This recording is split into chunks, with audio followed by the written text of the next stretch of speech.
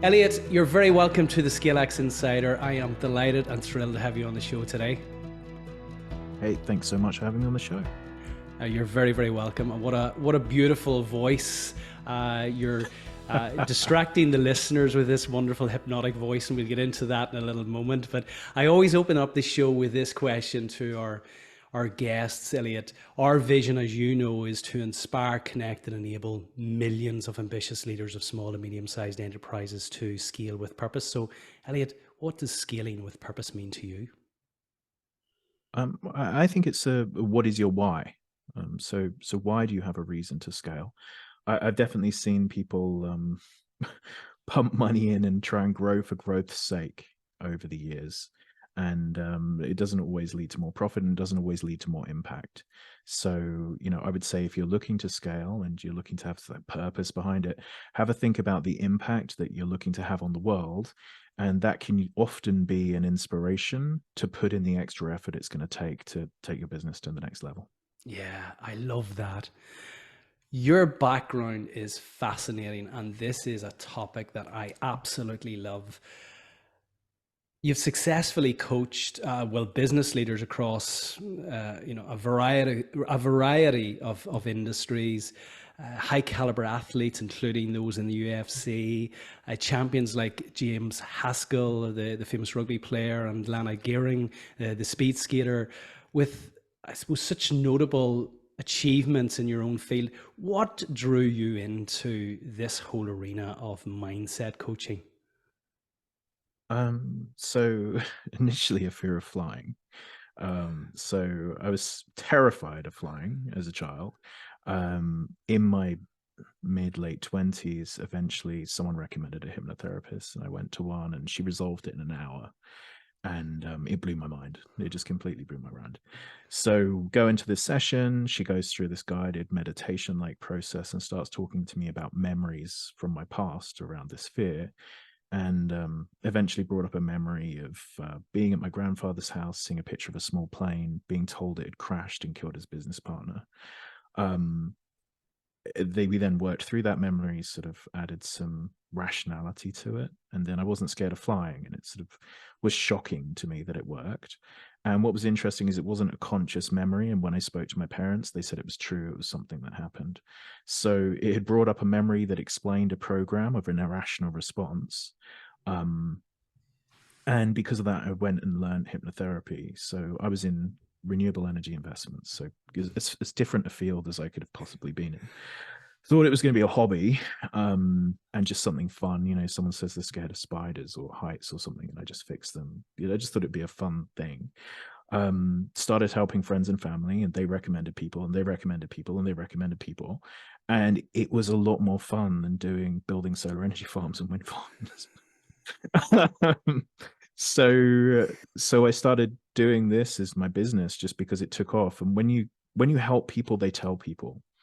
And I think that's one of the things with coaching, is that a lot of the time it can be pretty organic.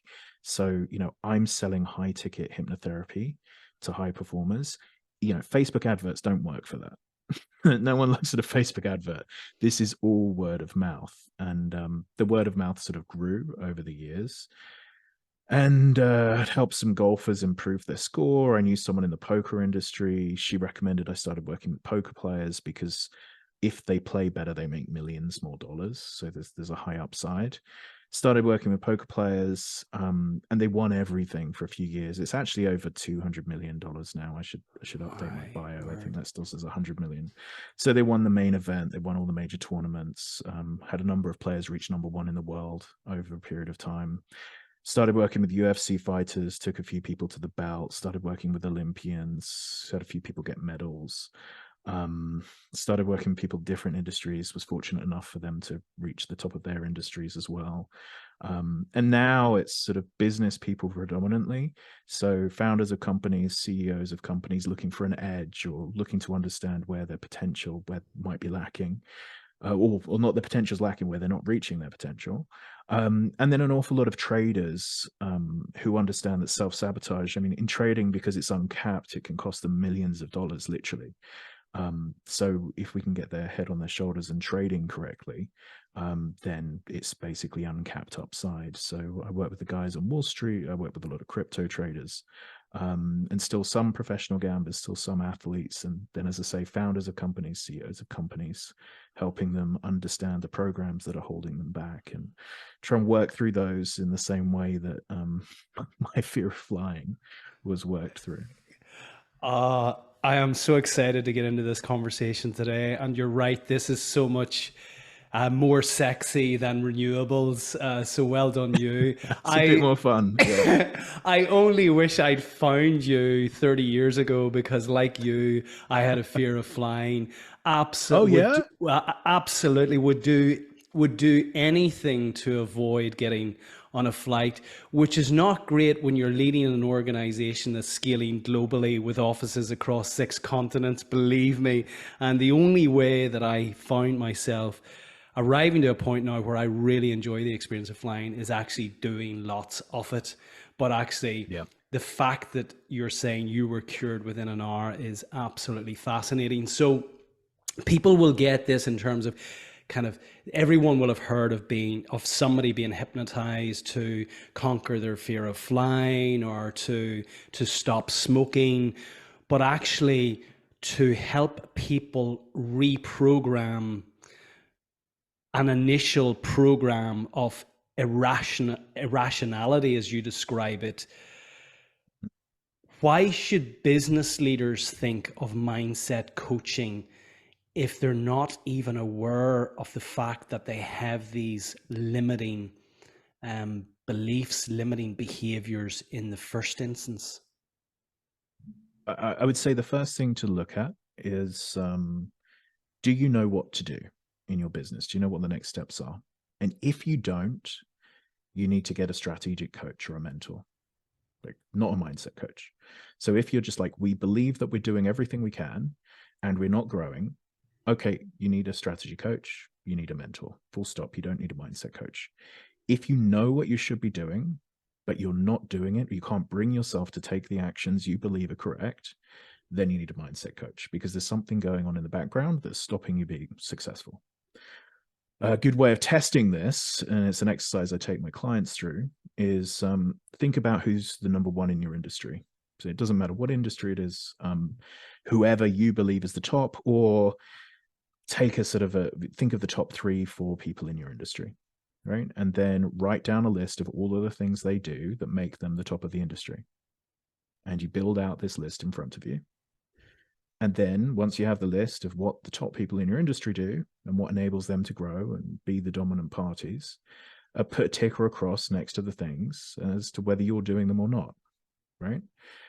If you have all ticks, you need a strategy coach because there's something they're doing that you don't know, right? And if you have crosses, you actually know what to do, but you're choosing not to do it, you're unable to do it. That means you need a mindset coach because you actually know what you should be doing, but for some reason the brakes are on and you're not pulling the trigger. And that's the way I would define it. That's how someone can work out whether they need to be working with a mindset performance coach or whether they need to be working with someone in a mentorship or strategy role. Yeah, I shared with you off air, and it's a stat that I share regularly with our listeners who will be familiar with this. Is really what drives everything that we do. There are 5.7 million small and medium-sized enterprises within the UK. We don't have global stats. There are 400 million SMEs globally. So I suspect we can extrapolate these given the dynamic of the UK economy. Of those 5.7 million, they're contributing £2 trillion worth of revenue to the UK economy.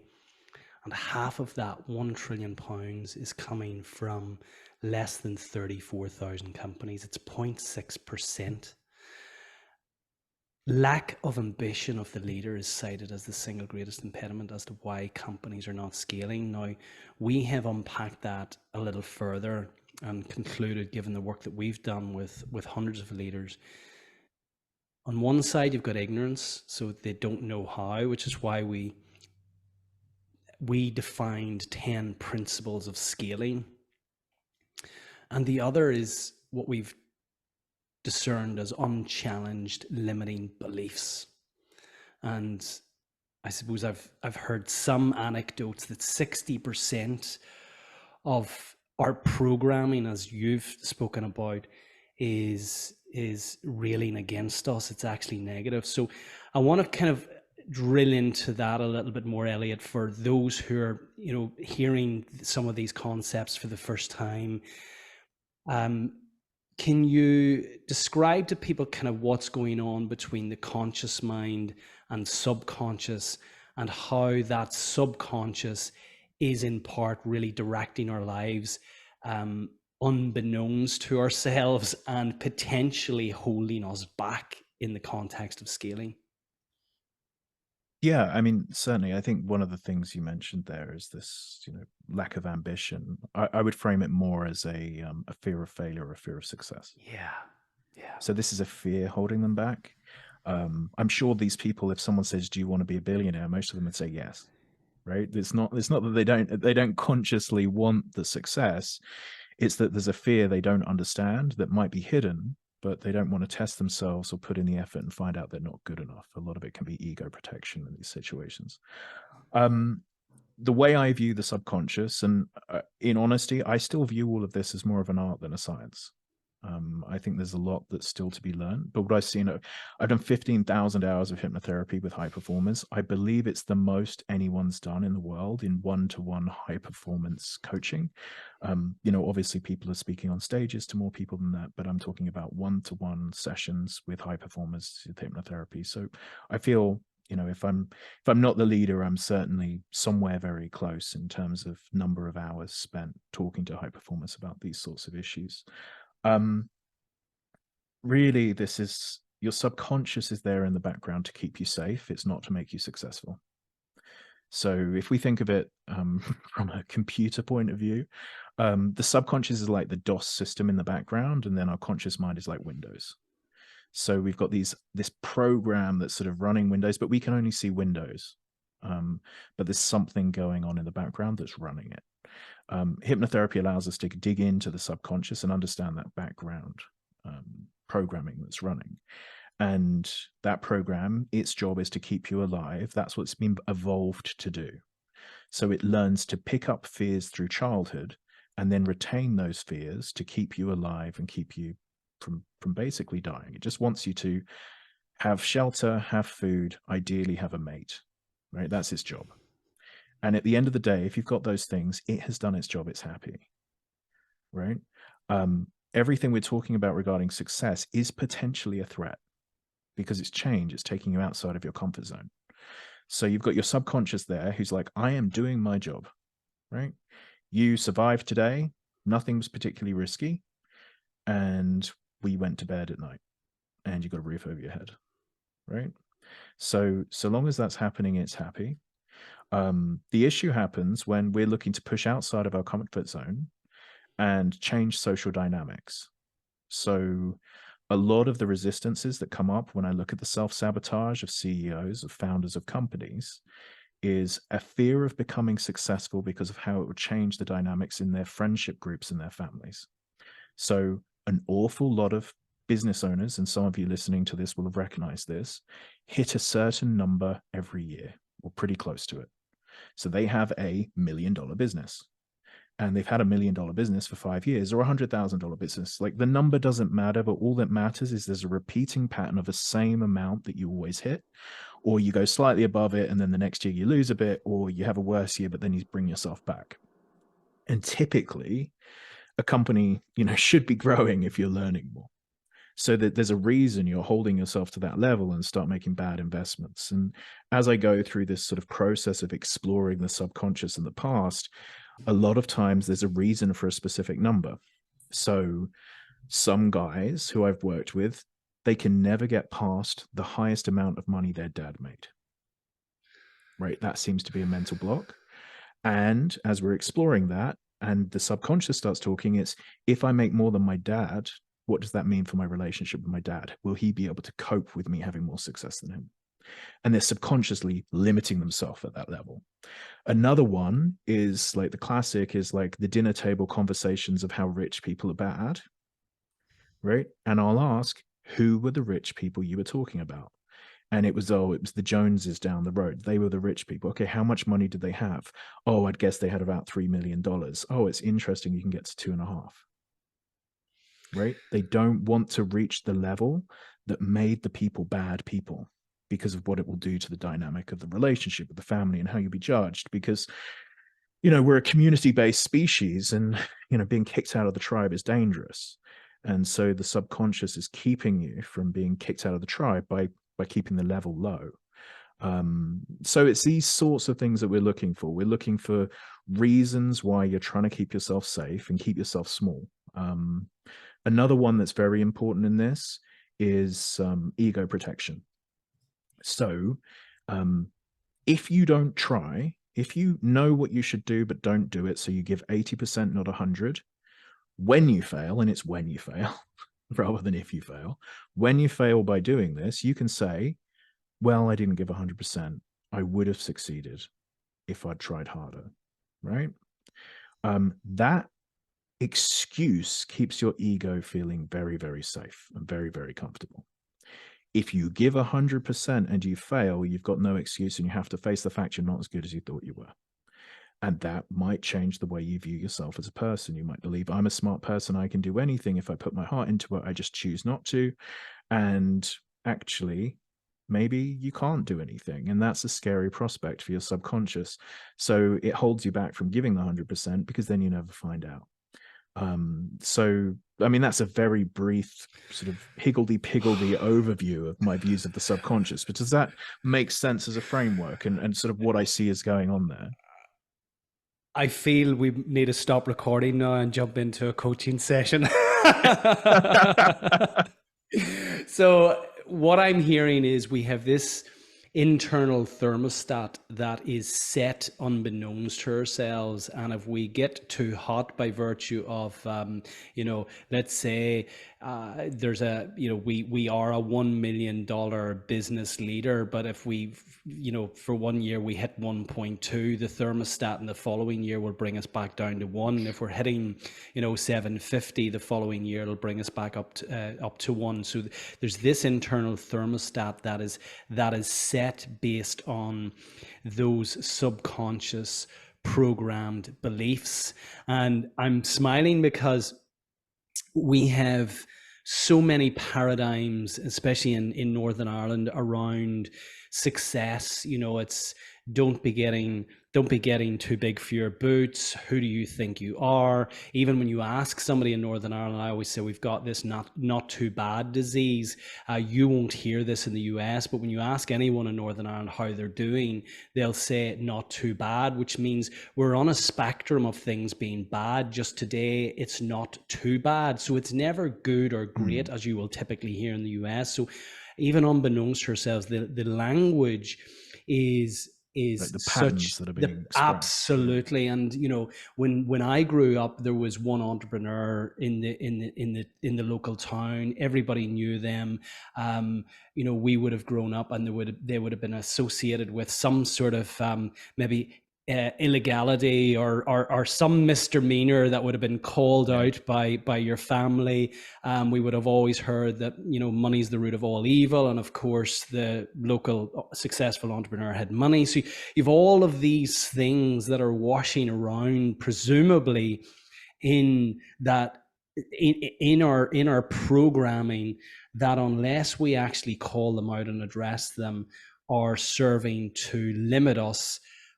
But actually, everyone listening to this show is highly intelligent, highly rational. In some way, we'll rationalize why we're stuck in a certain place. Does that make sense? Oh, definitely. And then we come up with the excuses. This is the problem is you'll rationally say, oh, it's because of the market. It's not me, it's because of this issue. I'm just unlucky with investments. But I don't believe that it is that. And with the success I've seen with my clients as they work through these issues, I'm pretty convinced that there is just often a break that's, it's like you're driving with the brakes on. And different people have it set at different levels. I've had people stuck at 20 grand and I've had people stuck at 20 million. And just the brakes are at different in different places for different people. And then also, as people work through the different issues, you find other areas of resistance as they evolve as a business person or athlete or whatever it might be. I've had over the years, I've had UFC fighters I've worked with who would lose a fight, not because they would lose that fight, but because they were scared of the fight they would get afterwards, and they were going to get hurt in the one afterwards, they thought. So they wouldn't win the fight that would give them the fight that was actually the threat. So there's all sorts of different programs, and all of it is about safety. Your subconscious is doing its best to keep you safe. And it's about re-educating the subconscious and adjusting those programs so that they're actually working towards our success rather than just working from a survival mechanism from 10,000 years ago of living in the cave. And a big part of this is the kind of that fear from an evolutionary perspective of getting kicked out of the tribe. So, even public speaking, for example, I've been doing a lot more of it in recent years. Glossophobia, which is the fear of public speaking, is a fear, I believe, that's worse than death. It's this notion that you're standing up facing people and on show. So at any moment you could be, depending on what you say or what you do, you could be excluded. You're already, by virtue of facing people, already showing yourself to be different from that tribe. And presumably a lot of this plays into business success as well. I completely agree with you that lack of ambition, which is what the Scale Up Institute have labeled this impediment to scaling as, but I love the fact, you've called it out as either fear of failure or fear of success. Presumably that fear of success is that that notion that if you're doing something different from the rest of the tribe, then ultimately this subconscious programming is such that actually you potentially will get kicked out of the tribe who aren't having the same success. And I want to be sort of semi-clear on that. I don't think it's an irrational fear. It is lonely at the top. The truth is, if you make 10 to 100 times more than your family does, some of them will get really uncomfortable and they will treat you differently. And some of your friends, it will be uncomfortable with your friends if you make 10 to 100 times more than they do. This is just a reality of life. So your subconscious isn't wrong. It is going to change your social dynamics. You are going to be in different friend groups. Your brother is going to be uncomfortable if you're paying for the vacations every single time. These are realities that high performers have to deal with. I believe it's still worthwhile to become successful, and then you become an inspiration to those people, and some of them will come up with you if they see that there's an inspiration there and you can sort of give them some directionality and you can show them that it's okay. But the vast majority of people that will not come up with you. It's just not that many people reach very high levels of success. So yes, there's sort of an irrational fear of being kicked out of the tribe, but there's also a reality that things do change as you become successful. People do get critical. It does trigger them when your power dynamic in a relationship starts to change. When you become the successful one, some people will be triggered because they felt they were above you in the hierarchy and now you're above them. The dad who thought he was super rich because he made 100 grand a year, suddenly you're making $1 million a year, and suddenly what does his life mean if he thought he was super rich and he was making 100 grand and his son is now making $1 million? There's a lot of dynamics that come up here. But it's interesting work for me to help people work through these things. And it's the only way of finding out what your true potential is and what impact you can have on the world, because realistically, I believe money comes from the impact that you bring to the world. And if you have a massive impact, it's quite hard to not be paid for that.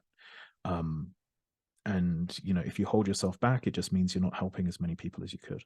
Completely agree. We're absolutely aligned in this. And given the fact that more than 90% of people who are in the or more than 90% of businesses by volume are actually small to medium-sized enterprises, and more than 70% of people who are in the workforce are working for SMEs. The more inspiring, the more purposeful those SME leaders are, the more positive impact we're going to have on our communities, on society, on the economies at large. So this is why I'm fascinated with this. So let's dive in to kind of get into some of the layers. I love you were super practical right from the outset. Here's what you can do. Look at somebody who's at the top of their game in your industry, write out why that is the case.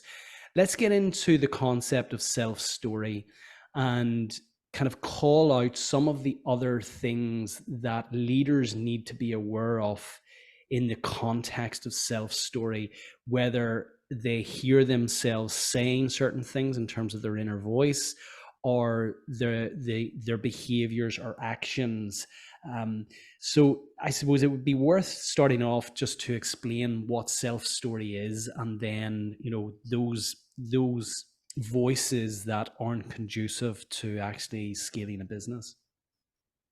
So I would say anything that you define yourself as is the self story. So I'm an anxious person, I'm an angry person, I'm an unlucky person. Any of these narratives that you apply to who you are that they're just a story, but they're one that becomes self fulfilling if you allow that to sort of continue.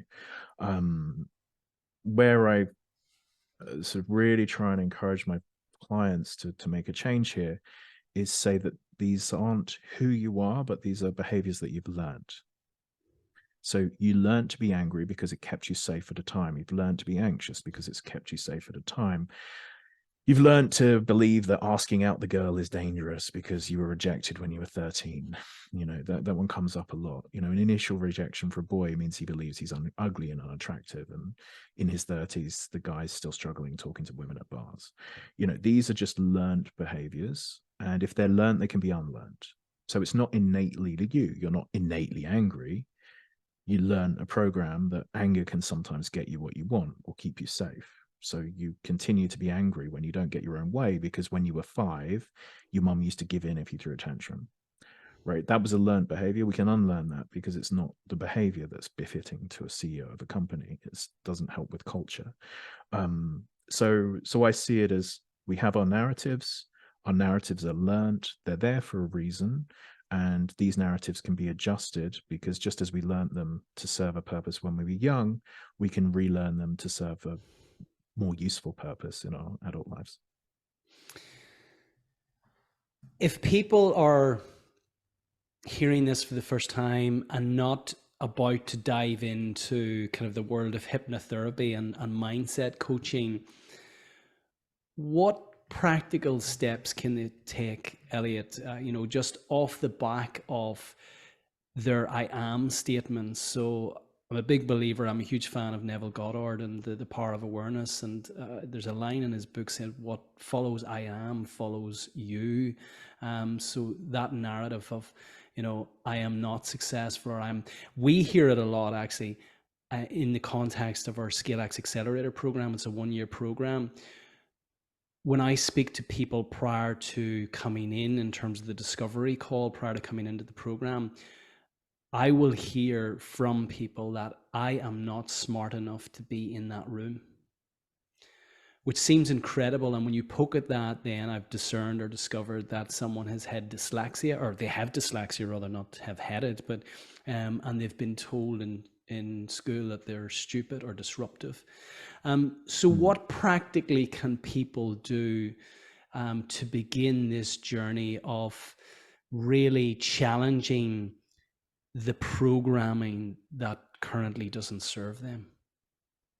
I mean, I'm extraordinarily biased towards coaching. So I know you said not with coaching, but do coaching. Like if you really feel the brakes are on, find someone to help you. Everyone has blind spots. Having a third party help you through the blind spots is extraordinarily powerful. So make the investment, make it happen. Next up, like you say, change your languaging. It is going to have some impact if you can start to change the way you talk about yourself. I'm not clever enough. I'm someone who's learning, someone who's growing. Switch this to a growth mindset. Today, you might not fit in that room. You're right. There might be people with more expertise than you. If you spend enough time in the room, you're going to end up with the same level of expertise as them. This is an opportunity to grow. We're not fixed units that don't change. We gradually will pick up information from other people and will become more comfortable in environments. So it's really switching to that growth rather than a fixed mindset in these situations, and changing the language. So like, I'm someone who's evolving. I'm someone who's improving. And so long as you frame yourself as someone who's evolving and improving, then anything you are today is irrelevant, because tomorrow you'll be something different. I think a lot of this is where people get stuck, is they just see themselves, as I say, as a fixed finished product, rather than a accumulation of learnt beliefs that can be relearned. And if you start seeing as yourself just as an accumulation of learnt beliefs, then clearly you're not a finished product. There are going to be more things that are learned. And therefore, the room that you know the least in and you don't deserve to be in is definitely the room you want to be in.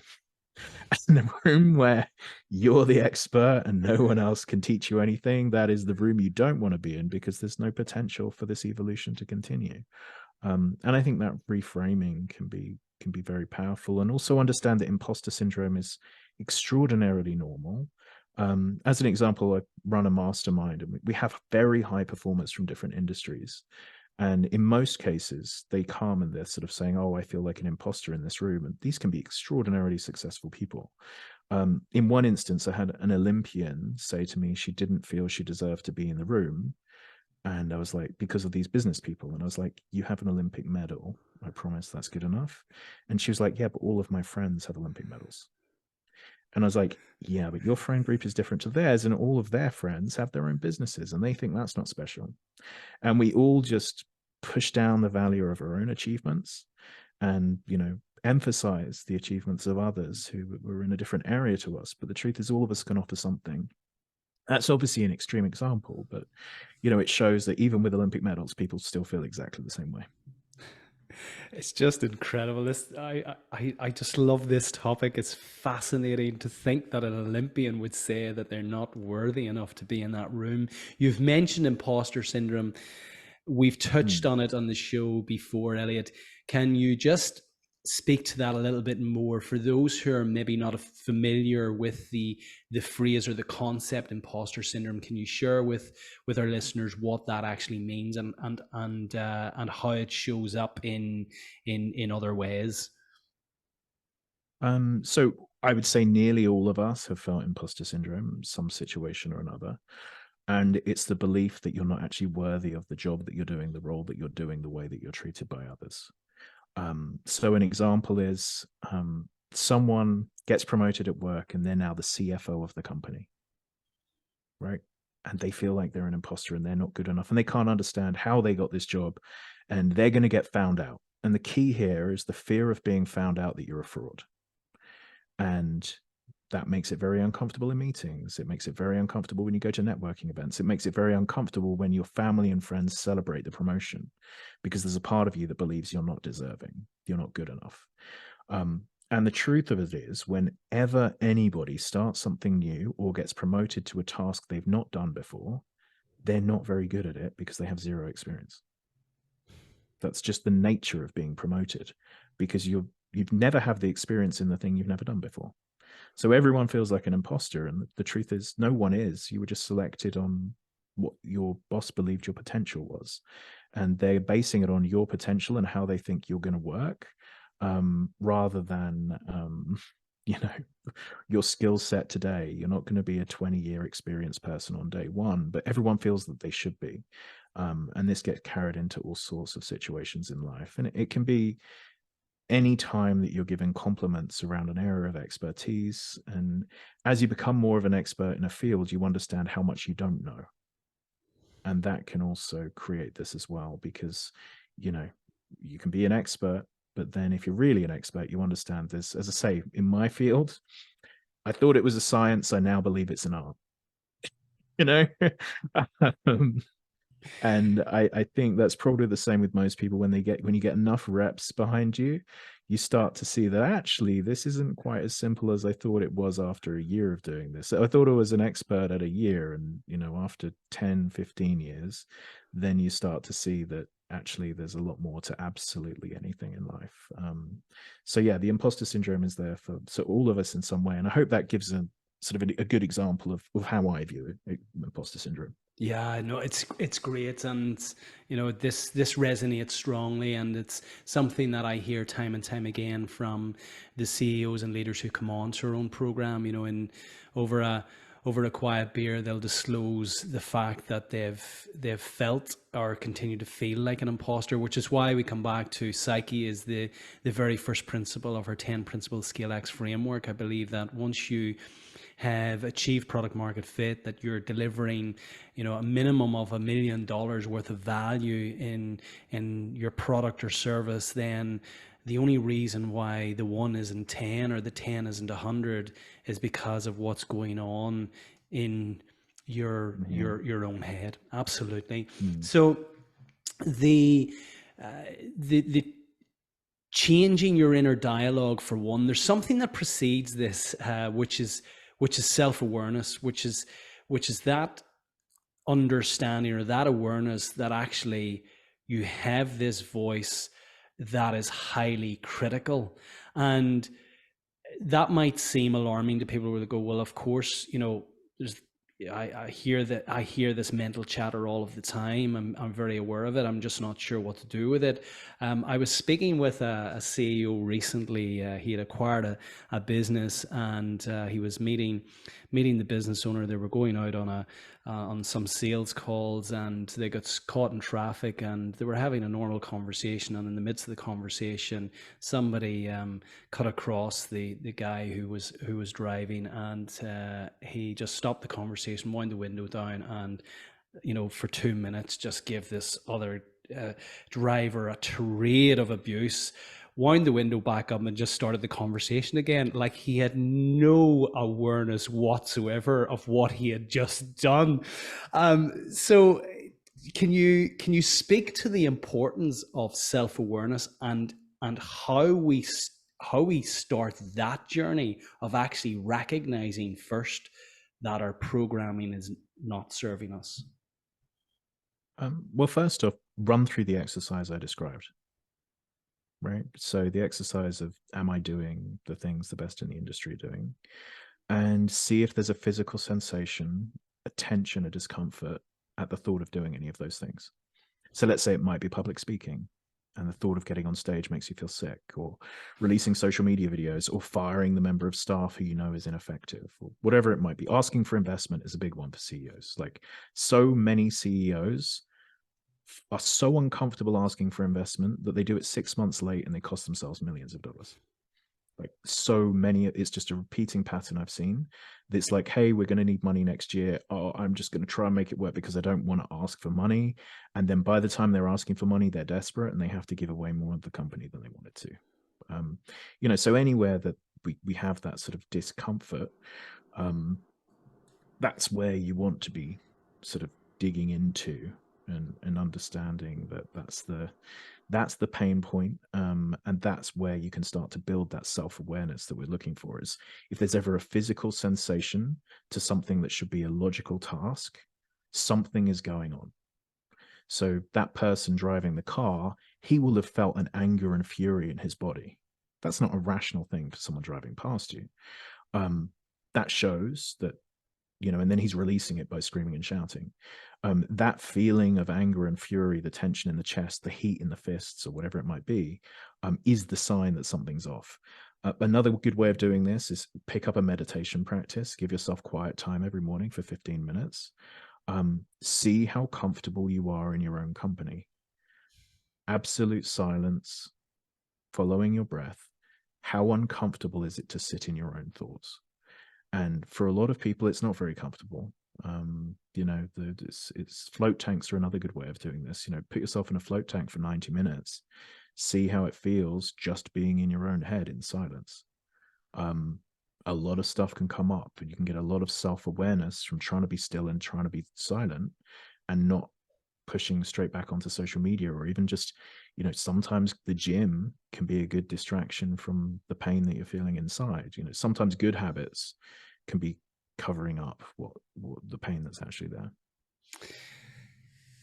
Just coming back to meditation, something I've been doing for years. I became a Wim Hof method instructor actually more than 3 years ago now. Just found it absolutely phenomenal. I practice the breathing every morning on awakening, and then find you're just in this wonderful state to move into a meditation.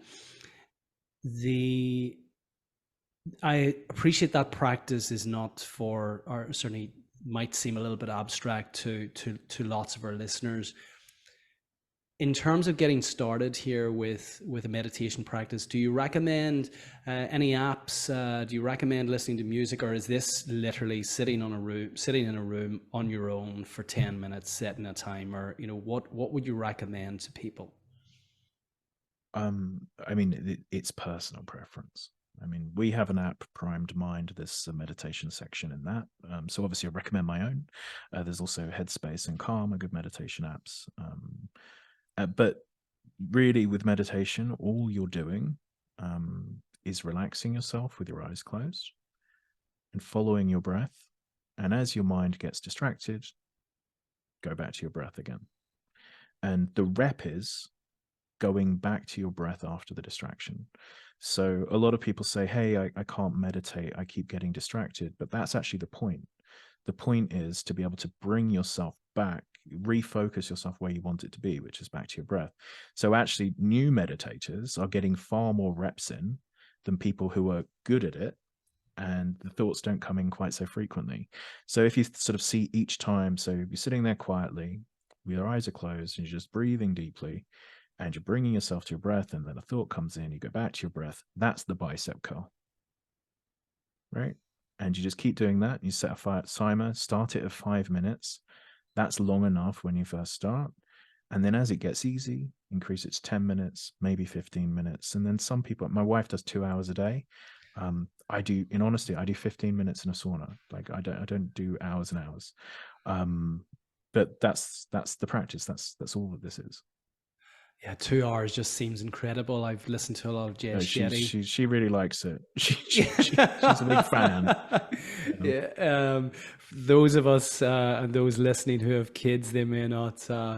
They might love the idea of sitting with themselves for 2 hours, but yeah, what I suppose you're giving us comfort, Elliot, that this only requires 5 minutes, 10 minutes, 15 minutes, as you say, and in the context Yeah. of scaling, such an important practice in terms of quietening your mind and Yeah, really there's a listening. reason. I mean, I think the Tim Ferriss book, The Tools of the Titan, I think in the introduction, it's like one of the themes was like nearly every one of the Titans in his book had a meditation practice. Mm, Nearly every single one of my successful clients has some kind of meditation practice. mm, This isn't by chance. If you're listening to this and you're saying, why should I do it?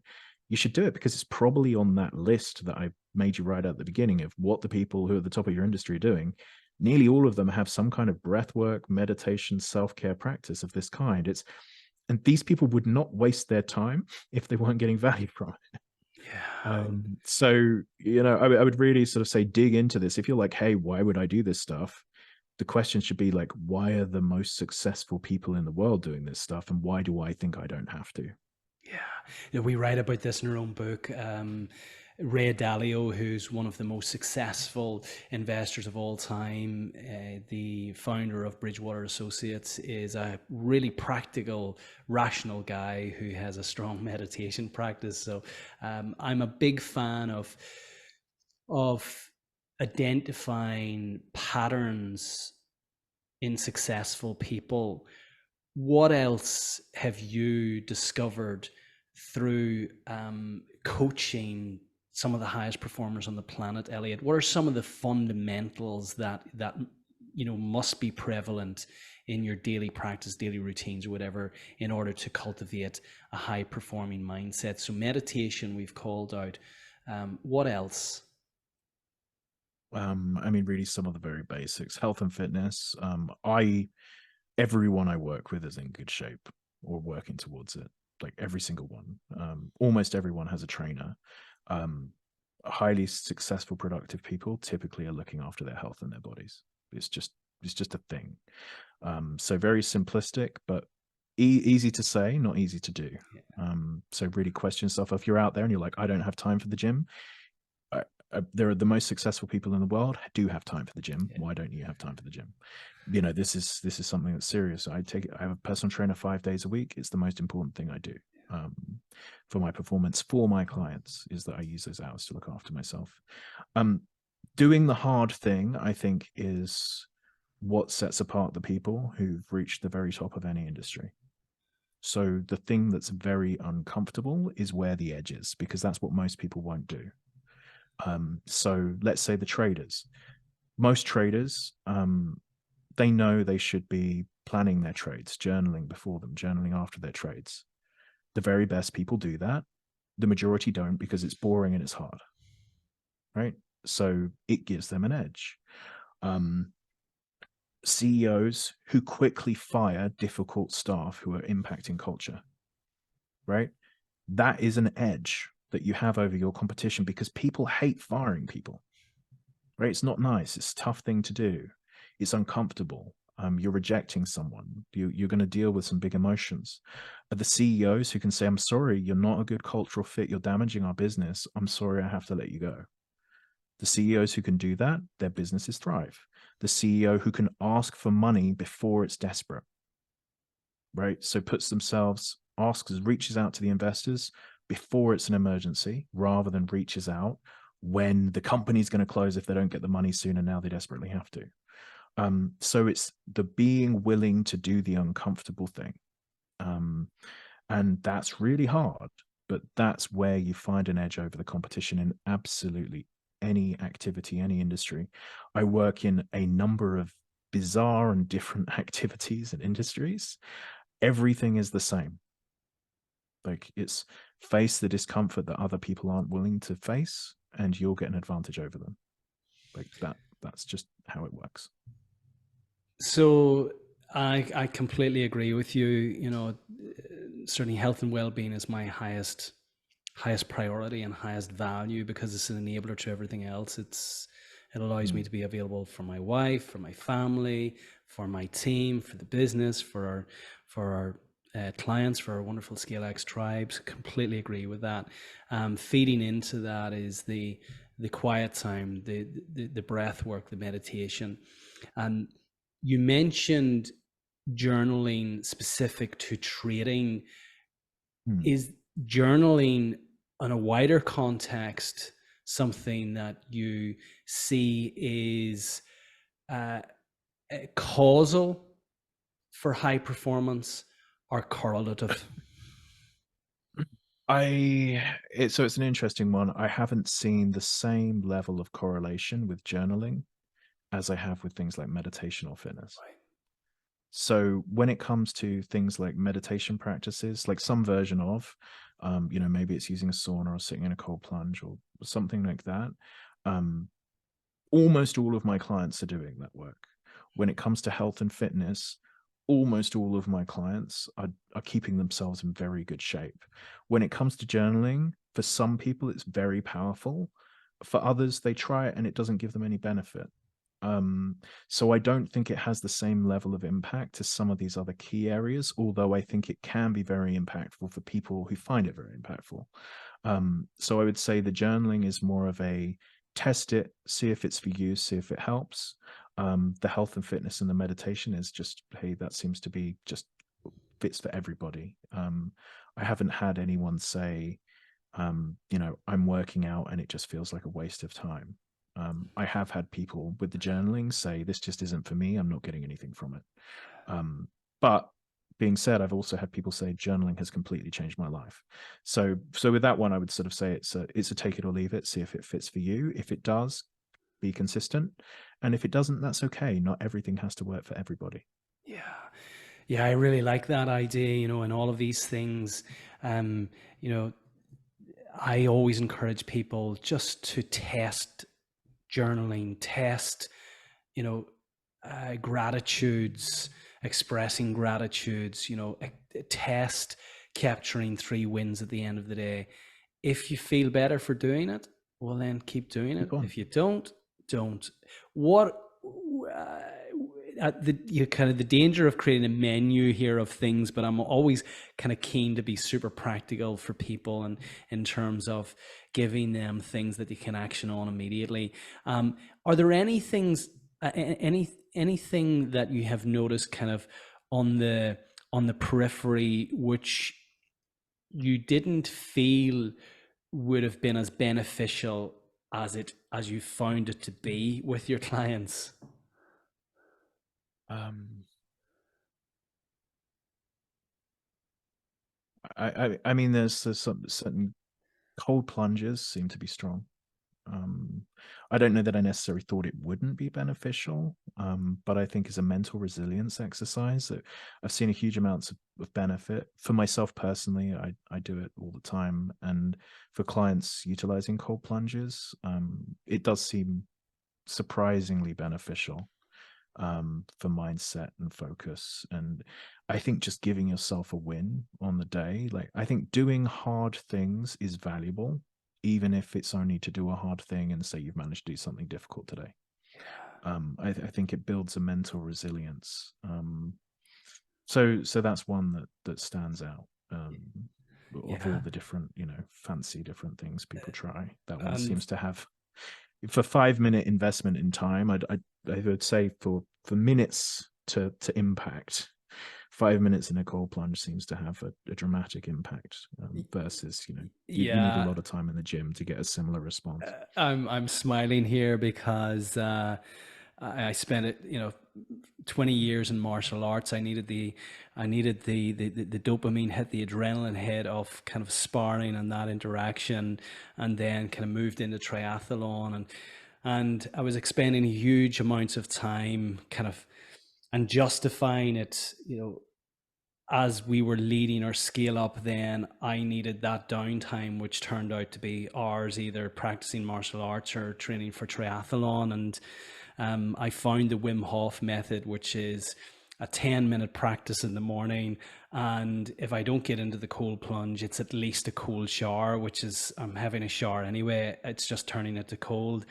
Such a, uh, such a great way of an effective way of using my time to feel the same.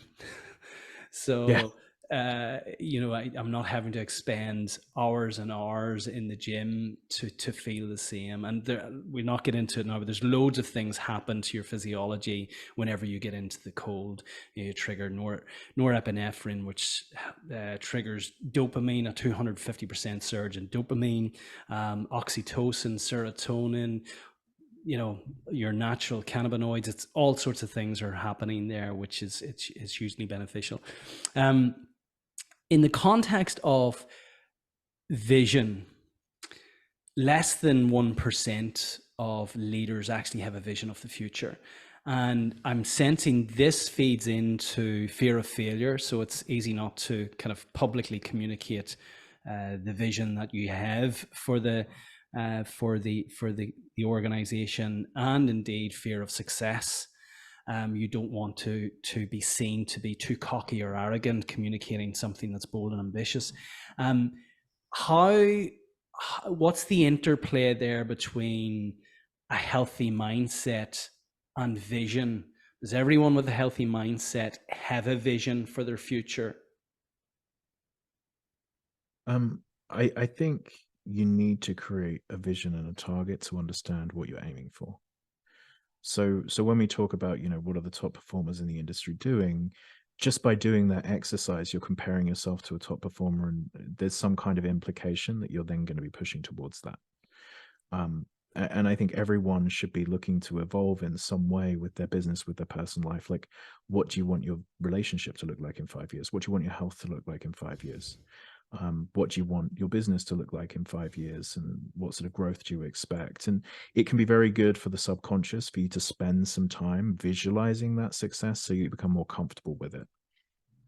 The more comfortable you can be with your vision for the future, the more likely it is your subconscious is going to allow you to get there. So that's why, there'll be a lot of personal development coaches who'll say, visualize the future, step into the emotions of what that will feel like at that time.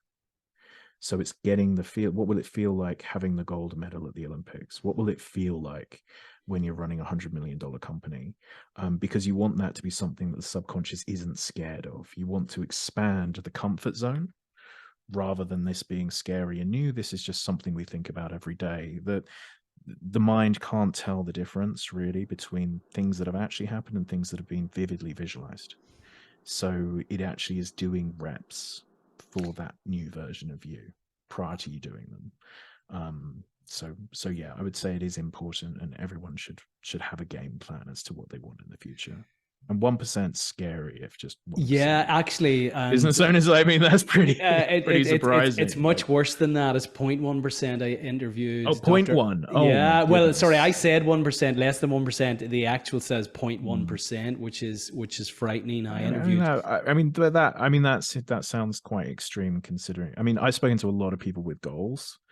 0.1% sounds like an extraordinary under. Yeah, It's an interesting survey that was taken. If no, point one, the research was conducted by a gentleman called Dr. Oleg Konovalov, who wrote the book called The Vision Code. So, as part of his research for that book, he determined that business leaders, there are less than 0.1% or 0.1% of business leaders actually have a vision. Now, I suppose if you take the circles that we operate in, you're dealing already with high performers, and typically high performers are goal oriented. Correct. So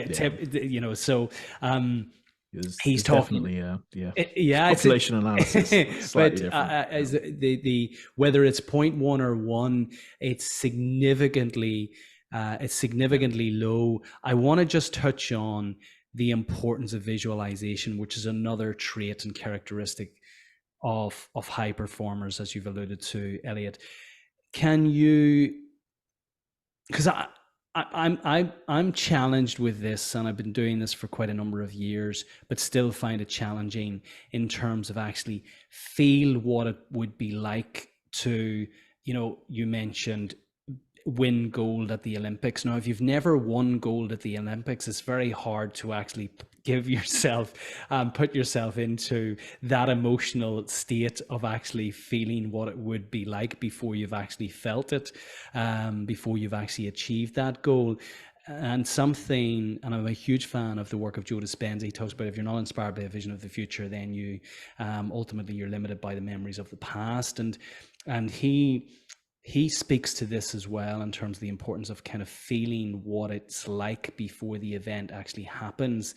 Can you speak to that in terms of practically how do we put ourselves into a state where we're feeling that success, even though we've never attained that success, but we're trying to attach an emotion to it? I would say it's amplifying previous situations. So let's say you're saying, hey, visualize a gold medal at the Olympics. So the people I'm doing that with are professional athletes who are looking to reach gold at the Olympic. Yeah. They have won a lot of stuff through their life, right? Someone whose target is genuinely to win the Olympics, they've won national titles. They've won local titles. They were the fastest kid in the race at their school. they at the all of the races, they've got a lot of experience of winning, and then we're just amplifying that emotion. When it comes to business, what's it going to feel like when you have your first $1 million year? Well, what did it feel like when you had your first $100,000 year? Right? What was that sensation as you realized you finally have a 6-figure bank account? Or if you're not at that stage yet, what was it like when you got your first sale through and it appeared on your PayPal?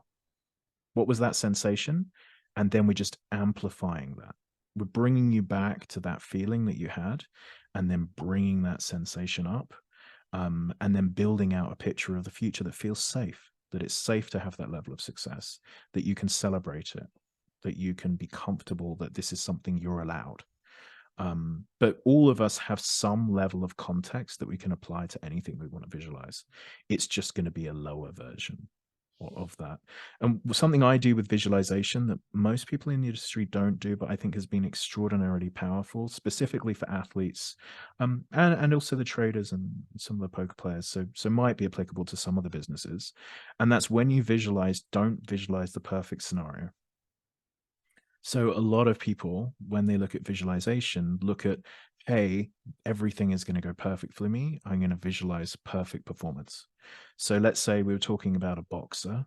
A lot of people will say, hey, you should visualize the performance. You should visualize yourself going and knocking the opponent out, right? We want to get to that, but we actually want to visualize the struggle and overcoming the struggle, because that's what you're going to face in a fight. In a fight, you're going to be hit. So if I'm working with a UFC fighter, I won't have them visualize walking into the cage, throwing a kick and knocking their opponent out, right? That's not useful. I'll have them visualize going through a war, being mounted, having to escape from the bottom, feeling tired. And what does the mindset need to be in that moment of exhaustion to turn things around and win the fight? Because you want to give the subconscious the confidence that when your back is against the wall, you still have a way out.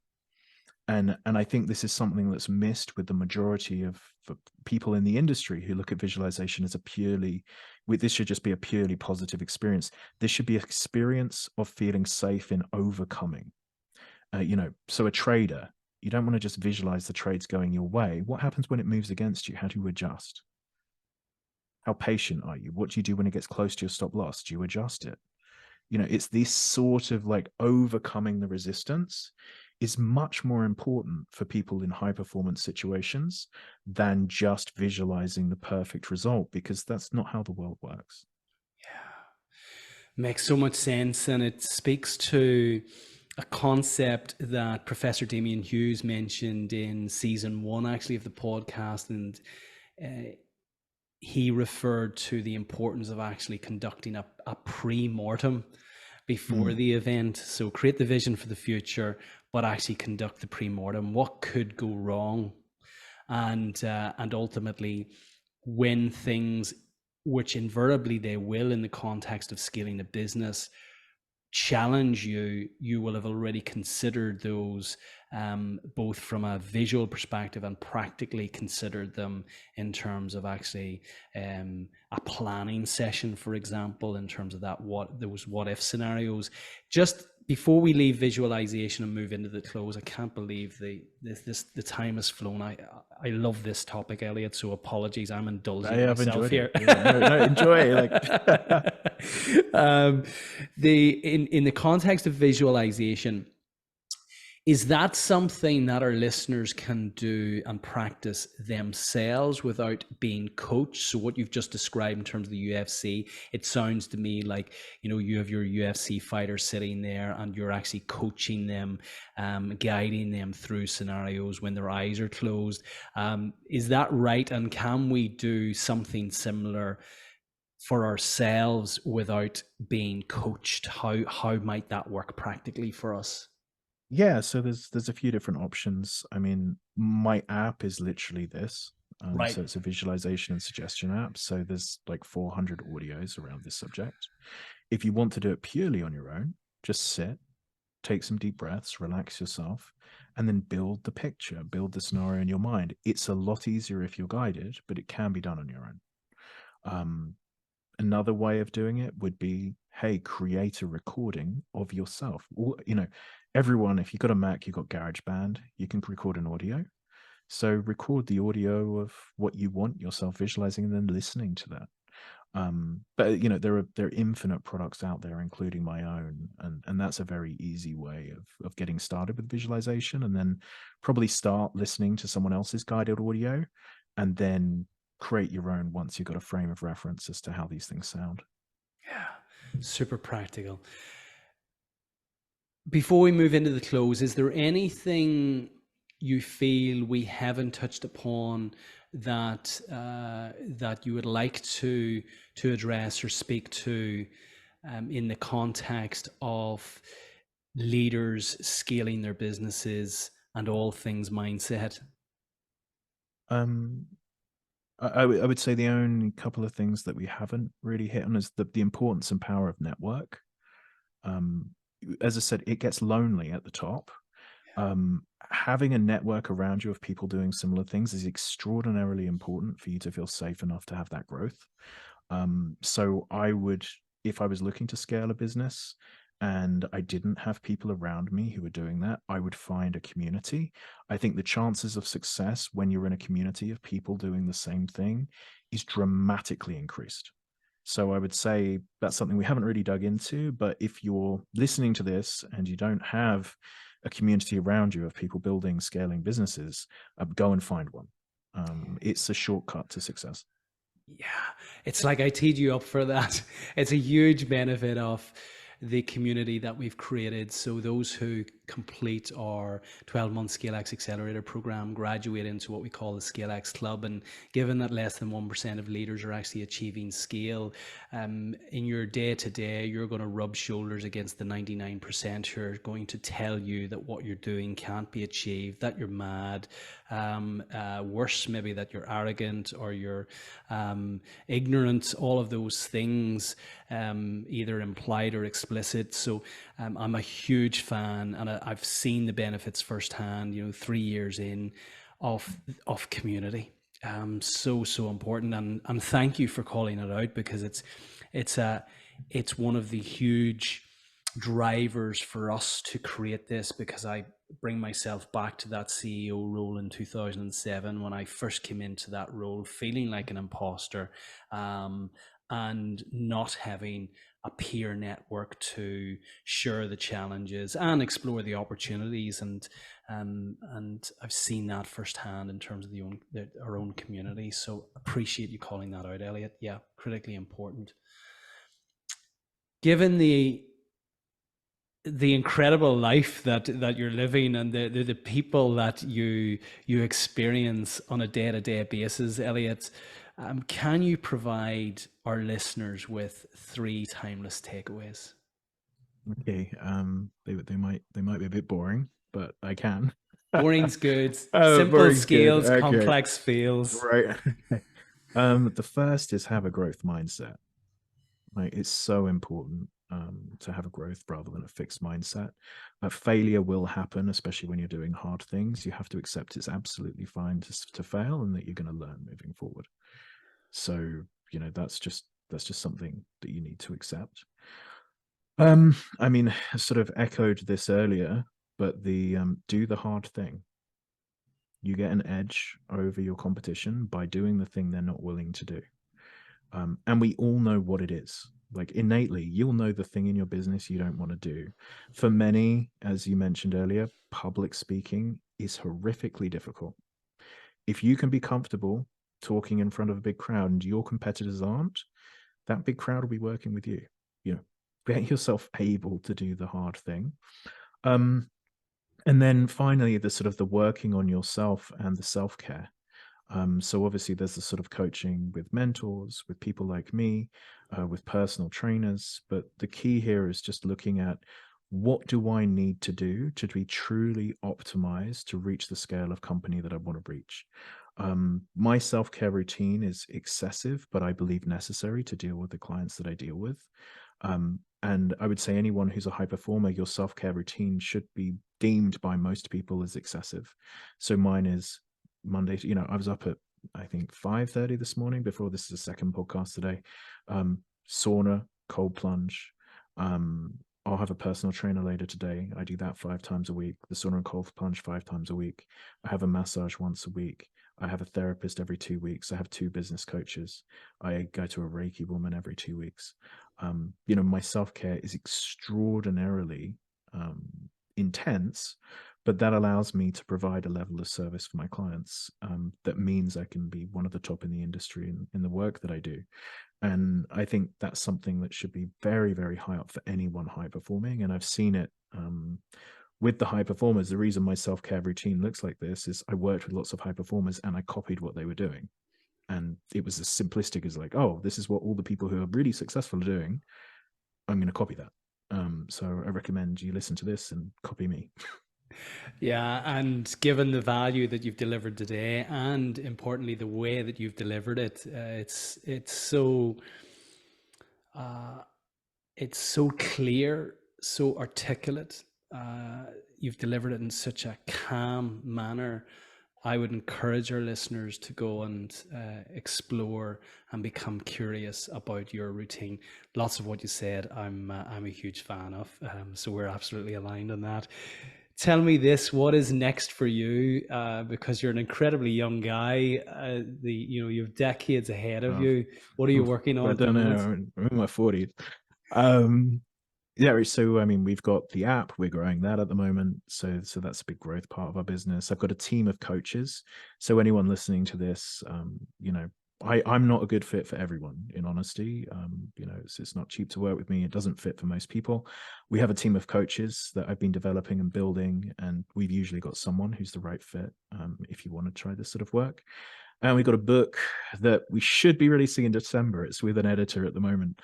That one's specific to poker. And then I think next year, maybe the year after, there'll be a more sort of general, less specific book. But that's been sort of a passion project for quite some time. And it's on the final stretch. So we've got the app, we've got a book. I've got my team of coaches, and then sort of the thing I love is just working with my clients and getting another story and another story and another story, and sort of building out this, you know, from Olympians to fighters to traders to people selling and exiting companies. Like, it's a lot of fun. And yeah, the biggest part for me now is just, you know, what's the next exciting story that I can find, you know, who's going to send a satellite into space or whatever it is they're doing. It's just, I'm fortunate. It's a really fun way of living. And yeah, my hobby is collecting stories, and I want to do that until people refuse to talk to me.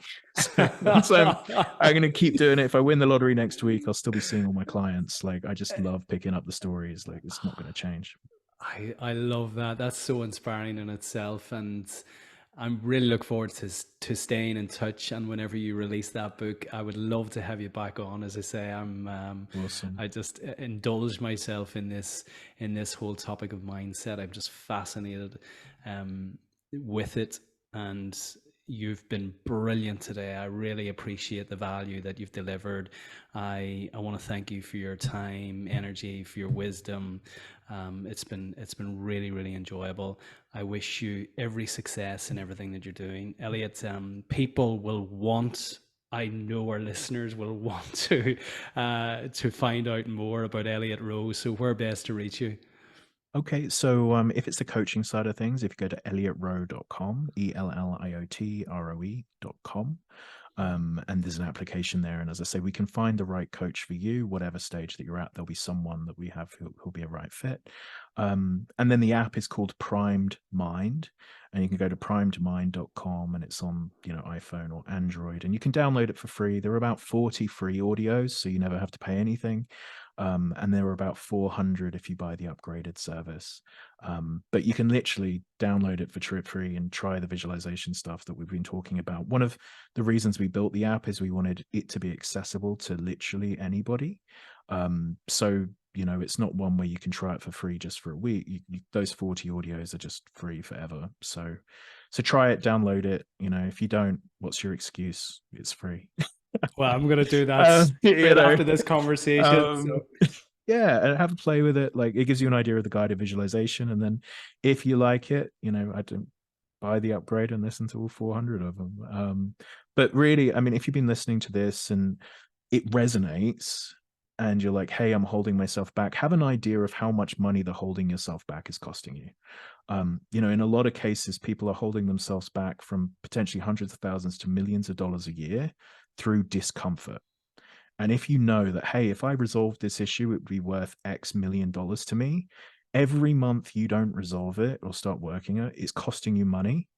And make an investment to work with somebody to work through those issues, because you can completely change the trajectory of your life if you take those breaks off. So I would just say, you know, if this has resonated, it doesn't need to be with me or my team, but explore these issues with somebody, because I've just seen such extraordinary success as people have got their subconscious working on their side rather than against them. That, you know, this is a passion project as well now.